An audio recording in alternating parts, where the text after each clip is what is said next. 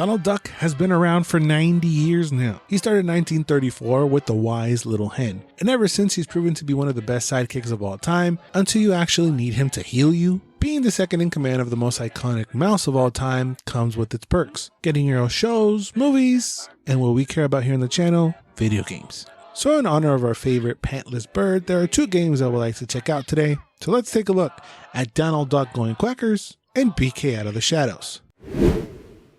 First up, Goin Quackers, released in 2000, but there are actually a ton of different versions of this game. Growing up, I remember someone from school letting me borrow the N64 version, and I also remember not having a memory card thingy, so I had to replay the same missions over and over again.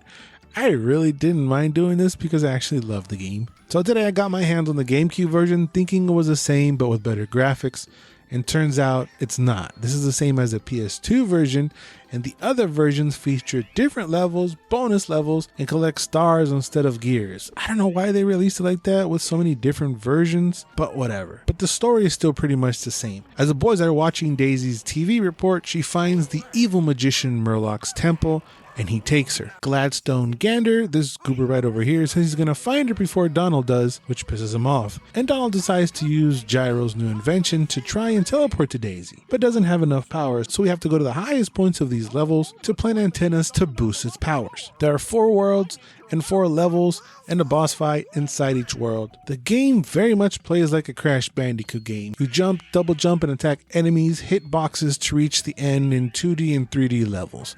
I did feel like the 2D was a tad too close, but nothing too bad. There is a timer that's going on, but it doesn't really play much of a factor, and did not feel in the way in your first run at all. It feels kind of useless. They should have just taken it out at first. Donald could take one hit, but he starts to sound like a bull that's choking.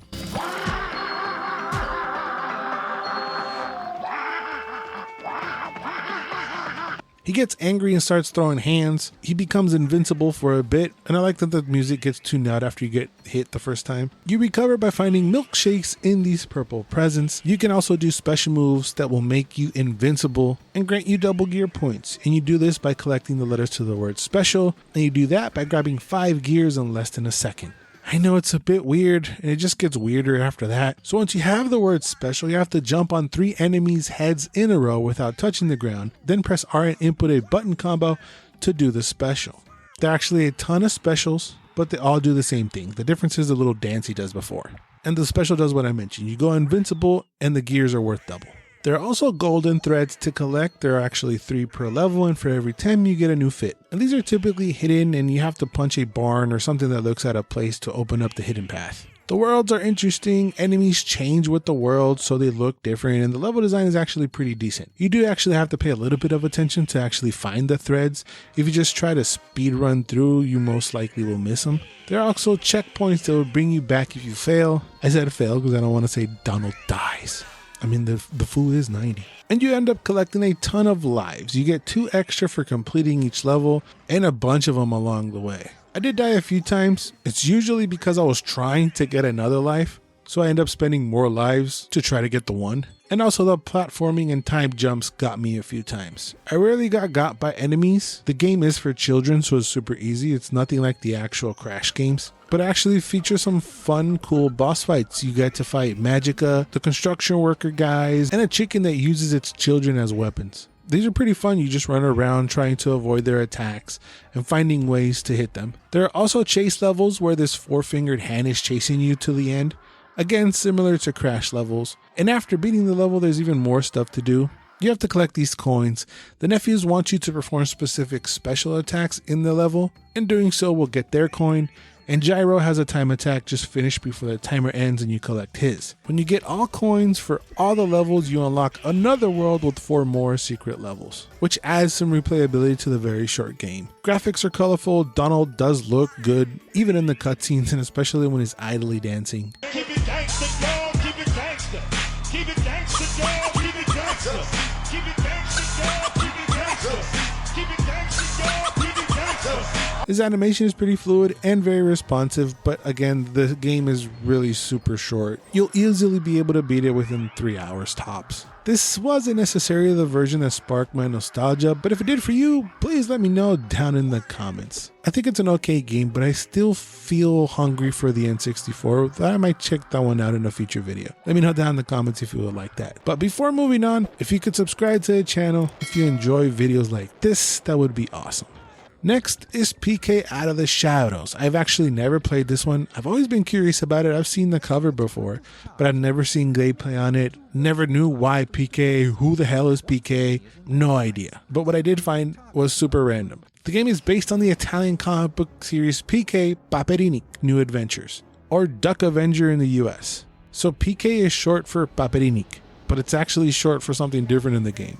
But anyway, he's Donald's secret superhero identity. So in this game that was released in 2002 for the GameCube and PS2, the story is that Donald is a security guard and he falls asleep on the job. As he starts dreaming about Daisy and his nephews, they start teasing him. And another thing. Uncle Donald got punished by Daisy again. So he wishes he could be a superhero. Then out of the blue comes this floating green duck head AI guy named One and grants him technological powers. Gives him the new nickname PK, and even changes his voice. What is a PK? We don't have time for this now. I'll explain later. By the way, how do you like your cool new voice? That was weird to see Donald not actually sound like Donald. He kind of sounded like Daffy Duck to me without the lisp. All right, let's do it! It's great voice acting, it's just not Donald, so it took me a minute to get used to that. But he wasn't turned into PK just for fun. They're actually aliens that are attacking Earth, so now it's our job to stop them. So the game has a bit of a comic book feel because of its origin, and the graphics held up pretty well. I've definitely seen worse from this time, so I'm not going to complain. The comic book style definitely helps, and cutscenes are fluid and voice acting is good. So if Goin Quackers is like a Crash clone, I would say this is like Ratchet and Clank. You get through levels, shooting down enemies, picking up different ammo types and weapons. You save these scientist dudes and get to the end and beat the bad guy. Very simple, maybe even mind-numbing stuff. The game really didn't push any boundaries or have any revolutionary stuff featured in the game. Wasn't expecting you to, it's just a very short, okay time. You can lock onto enemies and switch between the targets. There are explosive boxes that sometimes reveal secret paths. You don't really get crowded by enemies at the first you get attacked one-on-one. There's really just like a moment or two where you do get bum rushed, but it's really smooth sailing throughout the whole game.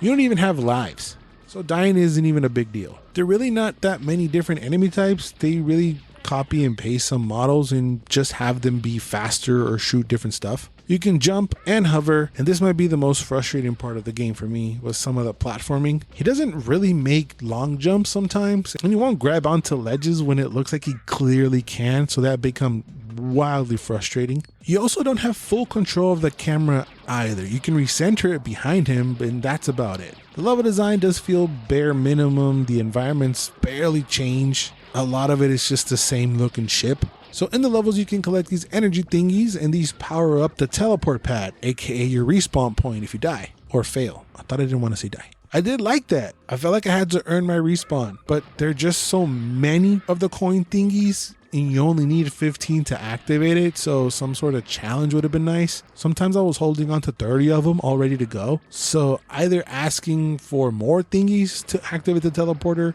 or make them harder to find would have been nice. But I gotta give props for the idea, earning your respawn. I like that. So other than the different ammo that really doesn't feel that different, you have a smash power up to break crack parts on floor to reveal what's underneath. You also get a charge shot. You can also swing. And later on you can change outfits on the spot and also shoot platforms out. And finally you have Rex, which is basically a drone you control, where you have to race to the end and shoot a control box to open doors.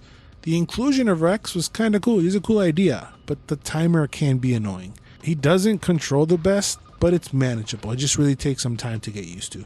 Other than the very end, there really aren't any boss battles. I don't understand why. It makes more sense for them to be in here rather than Goin Quackers. I mean, you have guns and all, and the game really needs it because other than what I've already mentioned, that's pretty much the game. There are also the 6 scientists that I alluded to earlier. You have to save them. They give you time to save the dudes, which can be annoying. Don't rush me, game. Why are you rushing me? Let me save these guys on my own time. I just hate timers in games. Don't rush my fun. So if the time runs out, you actually can't save them, even if you respawn. But the clock does reset if you die while the timer is going, which was weird. They aren't hidden terribly well. There's usually stuff in the way to get to them that you must get rid of to get to them quickly. And the levels can be a bit long, so restarting the level to just save these dudes didn't really feel worth it to me. But if you do get all 40 of the scientist dudes, you unlock secret levels at the end. The music doesn't feel very Disney to me, it's just very generic like the rest of the game. It's pretty short as well, being able to complete it within 4 to 5 hours tops. I was looking at old reviews of the game and it's really not as bad as those reviews suggest. It's playable, it's really chill and just super easy. Maybe I'm giving it a pass because of its interesting origin. I mean, an Italian comic book? That's pretty crazy. But let me know down in the comments your thoughts on PK and Goin Quackers, as well as any other Donald Duck games I should play for a future video. If this video brought out some nostalgia for you, please drop the like button and consider subscribing to the channel. Thank you guys for watching, and remember to always and forever, you do you.